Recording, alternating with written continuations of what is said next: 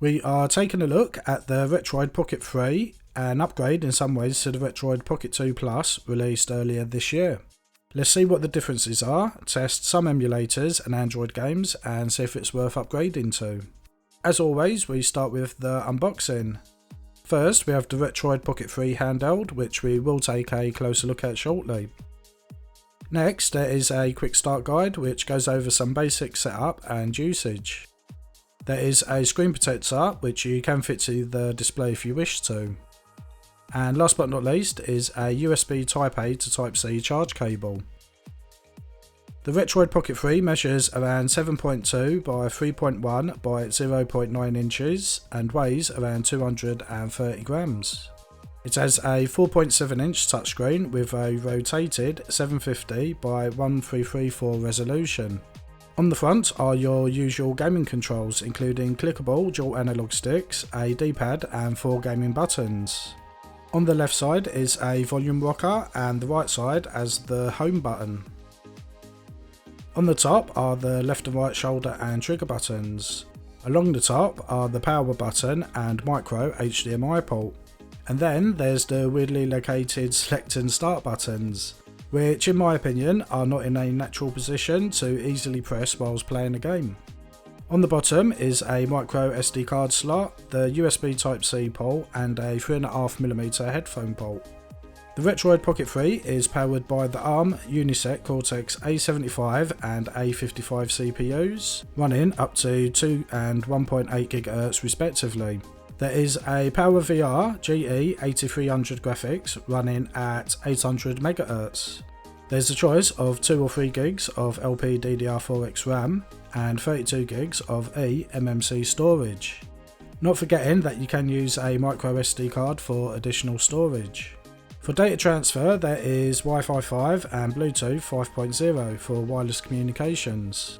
There's a 4000 mAh battery, which in our test lasted for an impressive 6 hours whilst running the Antutu benchmark on a loop. We also left Sonic the Hedgehog on the Mega Drive running and the battery kept going for over 6 hours. This is a mix of benchmark tests, so it's not a constant full load, but it will give a good indication of average use. Much has been made of the lack of differences between the Pocket 2 Plus and Pocket 3 models. So let's take a closer look at them. They both use the same processor, so there is no difference here. The Pocket 2 Plus did have 2 gigs of RAM, whilst the Pocket 3 does have 3. The 2 Plus runs Android 9 and the Pocket 3 runs Android 11. The most noticeable differences are the case and the display size. The 2 Plus has a smaller 3.5 inch 4:3 aspect ratio 480p resolution display, and physically it is smaller than the Pocket 3. In our battery test, the Pocket 2 Plus got around the same battery life as the Pocket 3. There was about 2% difference in favour of the Pocket 3, so both have very good battery life.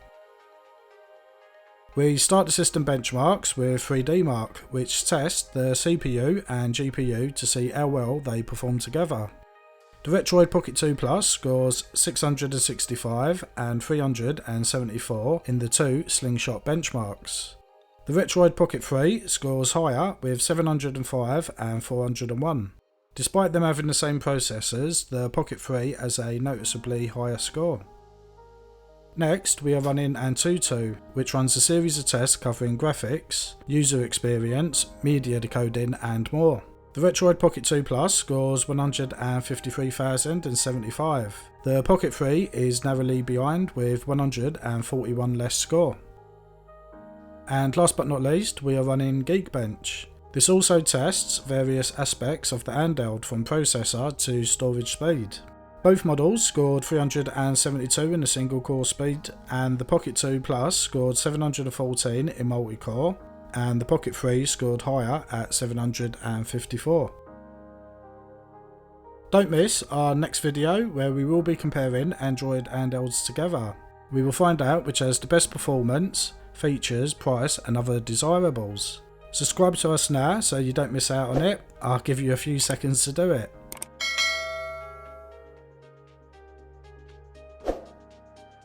And now onto some game tests. We will try a few native Android games now to see how well they perform. We are starting with Call of Duty Mobile. This also gives us a chance to try the built-in screen mapping software, which works very well. You simply assign the icons to the on-screen area, tap which controller input you want to associate it with, and it's ready to go. It works extremely well and definitely gives the GPD-XP mapping software a run for its money. Top marks here. Call of Duty is running on the low graphics settings, but we are getting some good frame rates for the most part. Although we did get some lag after dropping the Predator missile. Otherwise, it is quite playable and easier than when using the on-screen controls. Next, we are playing Stardew Valley, which was suggested by us by Nick XCOM on Twitter. The game works with the controller, so there's no need to do any screen mapping. The game itself runs great with no issues at all. Asphalt 8 is another game which works very well with the controller. We played a few races and had some very rare frame drops and stutters during busy scenes, but it was nothing that was game breaking. For cloud gaming, we are trying Forza Horizon 5 on the Xbox Cloud streaming service.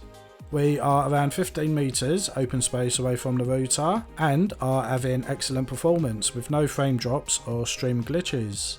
Apart from some games where the text can be hard to read, the whole experience was perfect. The Retroid Pocket 3 is very capable of playing all of the classic 8 and 16-bit consoles with no issues at all, so we will take a look at the more recent consoles. Thanks to Cybernoid on Instagram, who wanted to see us try a Commodore 64 emulator on the handheld. We start off the emulator test with the SEGA Saturn emulator Yabashanshiro. We are getting around the 26 frames per second area, which is quite low. Adding frame skip will definitely make this playable though. Next, we have Contra Advance running on VBA Next via RetroArch. We had no issues at all with any of the games we tried on the Pocket 3. Dreamcast emulation with Redream is spot on. We tried a number of games and had no issues with frame drops or lags in the sound whilst playing. PlayStation emulation is also pretty much perfect. You can play just about everything and have no problems at all. You can even increase some settings for better visuals. There are a few different dual screen emulators available for Android. We are trying one of the free ones called 3DS for Android, and the games run great. We got full speed on all of the games we tried. And next we are trying the Dolphin emulator, and it's here where we start to see some performance issues with emulators. We are getting around 35 frames per second on OpenGL and as low as 15 on Vulkan Graphics. There are some games that are playable, but it's not a reason to buy the handheld if this is the system you want to play. We are trying the PSP emulator PPSSPP and are getting around 30 FPS on God of War. If you change the frame skipping to 1, then you should get around 60 FPS with some minor drops now and again. This is a demanding game, so other games will run at higher if not full speed.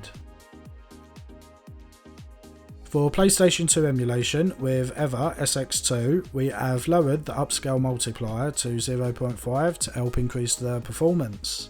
Even with these settings, we are not getting great performance. It will vary depending on the game you are playing, some will work better than others. And just to show it running, we are trying Citra. We say running, but Sonic is barely at jogging pace with around 18 FPS, so it's far from playable. Some more basic games will run smoother, but don't expect much from it.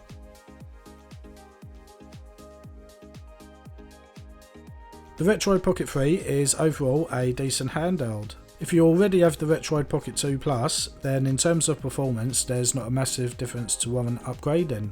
However, if you desire a larger screen in a sleek designed handheld with Android 11, then it may be worth considering. If you are new to the retro gaming handhelds, then the Retroid Pocket 3 is definitely the choice between the two. The larger display, more RAM option, slightly faster performance, nicer design and great price are all positives. My only annoyance is the location of the select and start buttons, located at the top instead of the front. They are awkward to press if you are using it as a hotkey on RetroArch, for example. You can learn more about the Retroid Pocket 3 and order yours today at DroiX.co.uk or DroiX.net for worldwide shipping.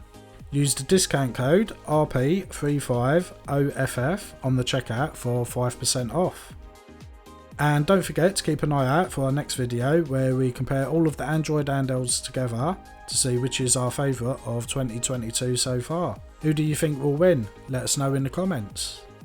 We hope you have enjoyed the video. Subscribe so you don't miss out our next video, and we hope to see you again soon.